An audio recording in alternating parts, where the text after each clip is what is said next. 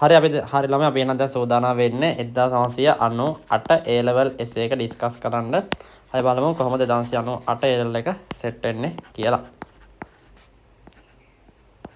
හරි බලමු මොකද කියලා තියෙන්නේ කියලා. පහත වෙනදි පරිපථයේ සිලිකන් ට්‍රාන්සිස්ටරයක් සහ 6 වෝල්ට්ගේ බැටරියක් භාවිතා වෙනවලු. හරි.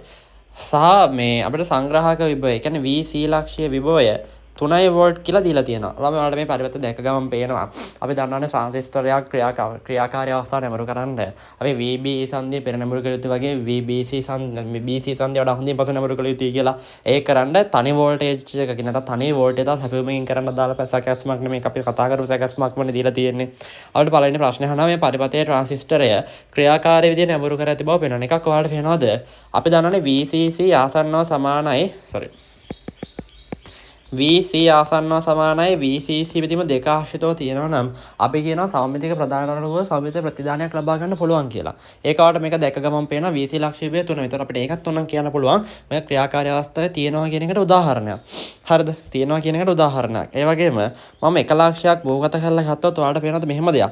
මේ තියෙන්නේ E සංදියනේ. මේක B සංදියනේ. මේක C නේ. අපි දන්නවා මේක NPN ට්‍රාන්සිස්ටරයක් නේ. NPN ට්‍රාන්සිස්ටරයක් නම් VBE BE සංදියනේ පෙර නැඹුරු කරන්න ඕනේ. ඒ කියන්නේ P ට වැඩි විභවයක් දෙන්න ඕනේ. ඔයාලට පේනවා N ට හම්බෙලා තියෙන බිඳුව අරයට සාපේක්ෂ වැඩි විභවයක් ලැබිලා තියෙනවා.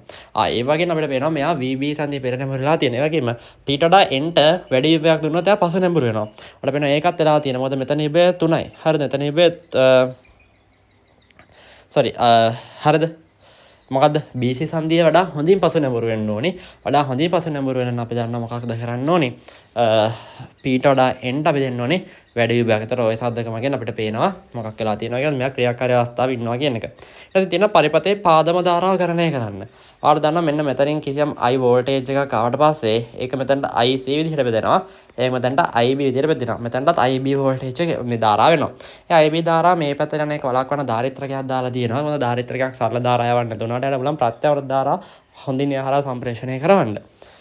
එහෙනම් මෙතනට IB ධාරාව හැදලා වෙනවා. ඉතින් මට මෙහෙම කියන්න පුළුවන් නේ.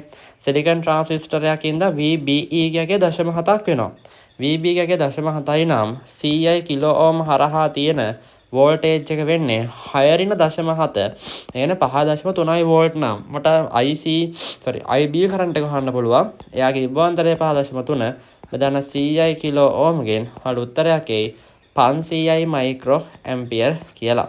553යි මයික්‍රෝ ඇම්පියර් කියලා ඔයාලට එනවා. ඊට පස්සේ B ට 50ක් නම් RC. මෙතන නෙමෙයි RC නෙමෙයි. RC හොයන්න පුළුවන් මට එයාගේ විභවාන්තරය ධාරාවෙන් බෙදලා. විභවාන්තරය ගද්දි මම දන්නවා විභවාන්තරය වෙන්නේ කීයද? විභවාන්තරයගේ විභවාන්තරය කියන්නේ 6.3නේ. ඒක දන්නවා. ධාරාව දන්නේ නැහැ. ධාරාව හොයන්න මට B ටව දෙනවා. B ට කියන්නේ පොදු විමෝචක වින්‍යාස යටතේ සරල ධාරා වෝල්ටීයතා ලාභයට. හරිද? ඒ කියන්නේ IC බෙදීම IB ට. ඒතර IC සමානයි B ට වාරයක් IB. B ට 53 වැඩි කිරීම 10.6ක් වෙද්දී IB B ට ගගේ 50ක් වුණානේ. ඒතර ඔයාලට උත්තරයක් එයි IC කරන්ට් එකට 2.65යි 10.3ක් කියලා. හරිද? 2.65යි 10.3. හරින එක මයික්‍රෝ ඇම්පියර් රේන්ජ් එකේ ඉන්නවා. අන්න ඒක ඩෝන් ගාලා ගිහිල්ලා අපි ආදේශ කරගමු මේ මෙන්න මෙතනට. හරිද? 2.65යි 10.3යි. ඔක සුළු කරගත්තොත් ඔයාලට 1.13 කිලෝ ඕම්ක ප්‍රතිරෝධයක් අවශ්‍ය වෙයි කියලා එයි. ප්‍රධානයේ C ධාරිත්‍රකයක් තිබීම හේතුව C කියන ධාරිත්‍රකයෙන් තමයි IB ධාරාවෙන් කොටසක් අපේ ඉන්පුට් උපාංග විතර යවන එක නවත්තලා තියෙන්නේ. එහෙනම් තමයි හරියට VBE සංදිය 0.7 වෝල්ට්ක තියාගන්න පුළුවන් වෙලා තියෙන්නේ. එහෙනම් තමයි හරියට මේක පෙර නැඹුරු අවස්ථාවේ තියාගන්න පුළුවන් වෙලා තියෙන්නේ. අන්න ඒකට අපි ධාරිත්‍රකයක් දාන්නේ. ඊට පස්සේ මොකද්ද මේ කියන්නේ? අමුතු දෙයක් කියනවා. බලන්න ද්විමේය සංඛ්‍යා වැලක තියෙන දශම සංඛ්‍යා වලින් 2 හා 3ට අනුරූප වන ද්විමේය සංඛ්‍යා ටික අනාවරණය කරගන්න පාවිච්චි කරන උපකරණ සැකස්මක්. අපි දන්න මේ ප්‍රකාශනයක් දුන්න ගම අපි සත්‍යතාවක හදමු. ඉන්පුට් දෙකයි තියෙන්නේ. A B මේ අවුට්පුට් එකනේ. හරි. ඉන්පුට් දෙකයිනේ අපි දන්නවා. අපේ සංඛ්‍යා එන්න පුළුවන්. මෙන්න මෙහෙමනේ. 0.1 1 සහ 0.1 එන්න පුළුවන් වෙන්නේ. ඒතර අපිට කියනවා මොකක් කියලාද? ද්විමේය සංඛ්‍යා වැලකින් මොනවද තෝරගන්න කියන්නේ? 2යි 3යි. හරි. එහෙනම් මම ගන්න ළමයි B කියන්නේ 2 බිඳුවේ පාදේ, A කියන්නේ 2 පළවෙනි පාදේ කියලා. ඒතර ඔයාලට පේනවද මෙන්න මෙයා බිඳුවයි කියන්නේ අවුට්පුට් එක වෙන්නේ කීයද? දෙකේ පළවෙනි බලය 2යිනේ. 2.0 එතකොට බිඳුවයිනේ. අපිට බිඳුව වුණ නැහැ. එහෙනම් මෙයා f බිඳුවක් කියලා වෙනවනම් හරි. ඊට පස්සේ දෙකේ පළවෙනි බලය බිඳුවක් කියලා. මම මෙයාට කතා දාලා සාකච්ඡා කරන්නේ. එතකොට බලන්න ඒ තරන්නේ නැහැනේ. මොකද එයාගේ 1යි. එතකොට ඒකත් අයින් කරා. හැබැයි ඊළඟ අවස්ථාව බලන්න එක බිඳුව. දෙකේ පළවෙනි බලය 2යි. දෙවරක් එක 2යි. එතකොට එයා 2. එහෙනම් අපිට එයා ඕනේ. එහෙනම් එයා 1යි. සහ මේ 1යි තියෙන අවස්ථාවේ මොකද්ද කරන්නේ? 3 හම්බ වෙනවා. එහෙනම් එයා 1යි. සාධතාවක් දිහා බලාගෙන අපි දන්න යට අදාළව තර්ක ප්‍රකාශනය කරනකා ගන්න කොහොමද? අපි බලනවා මෙයාගේ එක ලැබිලා තියෙන කට්ටිය කවුද? එයාට විතර කරන්න ප්‍රකාශනයක් ලියනවා. මම ලියන්න බලන්න මෙයාව A සහ B ගේ අනුපූරකය කියලා නේ. මෙහෙම ලියන්න පුළුවන් නේද මට මෙයාව මේ? A වාරයක් B ගේ අනුපූරකය සහ මෙයාව ලියන්න පුළුවන් A සහ B කියලා. ඊට පස්සේ මට ඕනි කොහොමද? A.B ගේ අනුපූරකය හරි A.B හරි හම්බුනොත් මේ ඉන්පුට් එක අවුට්පුට් එක එකක් කරන්න. එහෙනම් ඒක හාබද්දෙන් මම සෙට් කරනවා මේ. මෙන්න මෙහෙමයි.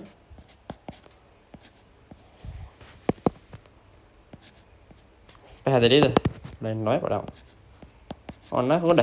එහෙනම් දැන් මෙයාට දාලා මේ පරිපත්‍ය කරනකා ගමු. මෙහෙම ගත්තා A, මෙහෙම ගත්තා B. මේ A සහ B ගේ අනුපූරකය මෙහෙම ගත්තා. AND එක කීයවුවා? මෙහෙම ගත්තා A, මෙහෙම ගත්තා B. AND එක කීයවුවා? ඒ අර දෙන්නම සහතරකයෙන් බද්ධ කරා. ඔන්න ලොජික් ගේට් එකක් නිර්මාණය කරා.